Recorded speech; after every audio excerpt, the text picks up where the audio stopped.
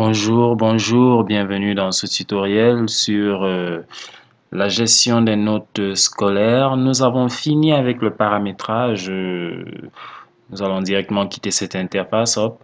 Voilà, nous sommes arrivés dans l'interface des modules. Nous sommes en train de gérer les notes scolaires. Nous avons dans les précédents tutoriels vu comment se faisait la configuration. Maintenant, nous allons commencer effectivement à gérer les notes de notre établissement. Et pour ce faire, lorsque le directeur ou bien la personne qui s'occupe des notes se connecte, cette personne va simplement se rendre ici dans ce module et cliquer sur le lien accéder. Voilà. Lorsqu'on clique sur le lien accéder de la gestion des notes, nous atterrissons, nous arrivons dans cette interface qui va nous permettre de faire la gestion des notes dans notre établissement. Alors, avant de commencer vraiment à gérer les notes, nous allons un peu vous expliquer l'interface. Bien, dans l'interface, donc, nous savons déjà, si nous avons suivi les tutoriels précédents, à quoi sert la barre plus haut, à quoi sert, là nous avons notre menu latéral, mais c'est pas trop ce qui nous intéresse pour le moment. Nous savons que nous sommes sur la gestion des notes, cela correspond à notre premier menu ici, notes scolaires. Si nous cliquons là, nous allons toujours revenir sur la même interface, celle-ci. Et le deuxième menu correspond à l'état sur les notes, c'est là-bas que nous aurons les procès-verbaux, les bulletins et autres. Bien.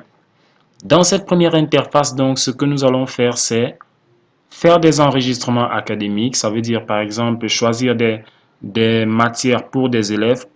Ceci est courant dans la section anglophone. Nous allons faire des saisies de notes. Nous allons générer nos bulletins. Nous allons faire des calculs, des appréciations, des calculs des coefficients et autres, des matières, des notes coefficiées et autres. Bref, quand on dit que nous allons faire ces calculs-là, quand on dit nous allons générer les bulletins, ce n'est pas nous qui le faisons, mais c'est le logiciel qui va le faire pour nous. Alors, devant vous, vous avez un tableau. Devant vous, vous avez un tableau. Avant de revenir sur ce tableau, nous vous demandons, très important, de jeter toujours un coup d'œil là, sur votre droite, en haut à votre droite, pour savoir dans quelle année vous êtes en train de travailler, dans quel trimestre et, plus important, dans quelle séquence est-ce que vous êtes en train de travailler. Tout simplement pourquoi? Parce que les notes que vous allez entrer seront dans cette séquence qui est définie. Les bulletins que vous allez générer seront dans cette séquence que vous allez définir. Donc, il est très important de toujours se rassurer de la séquence dans laquelle on est en train de travailler. Bien, si cette séquence ne correspond pas à la séquence dans laquelle vous voulez travailler, eh bien, vous avez deux possibilités pour changer la séquence.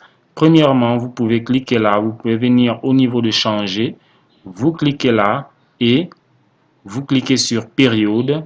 Là, vous avez donc la possibilité de choisir parmi vos sous-périodes, vous avez la possibilité de choisir une séquence dans laquelle vous voulez travailler. Par exemple, la séquence 3, nous validons et vous voyez directement, on attend que notre message de succès s'en aille. Vous voyez là que directement, c'est la séquence 3 qui est déjà considérée comme séquence courante. Une autre méthode serait de rentrer au niveau, comme nous l'avons vu dans la configuration, de rentrer au niveau de la configuration, justement.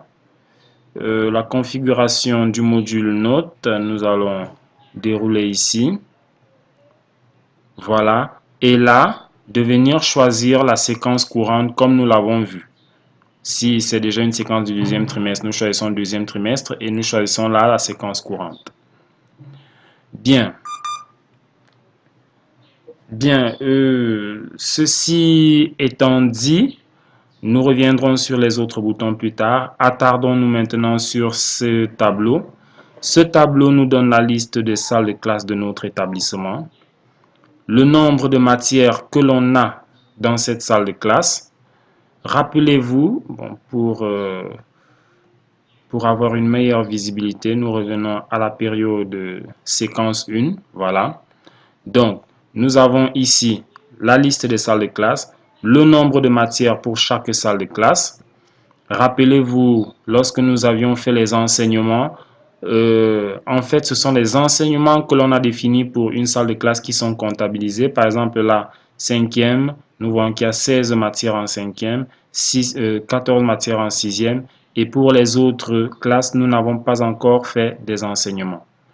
Donc, pour cette séquence, la séquence 1 qui est en cours, nous voyons qu'on a déjà enregistré 14, pas 14 notes, nous allons dire on a enregistré des notes pour 14 matières, tel que c'est vu là.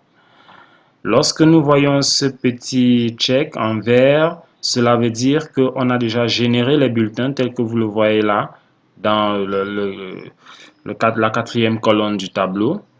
Nous avons déjà généré des bulletins ici pour cette salle de classe.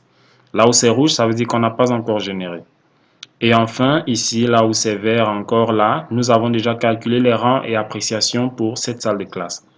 Donc, en fait, cela est pour vous dire que le logiciel va vous permettre de faire ces trois opérations: enregistrer les notes, générer les bulletins, calculer les rangs et appréciations et autres, l'une après l'autre.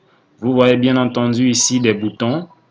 À chaque fois que vous allez faire une opération, le bouton correspondant à l'action qui suit va être affiché. Donc, vous voyez qu'on n'a pas encore enregistré les notes dans ces autres classes, mais si on en enregistre une, le bouton de génération va apparaître et ainsi de suite. Voilà, vous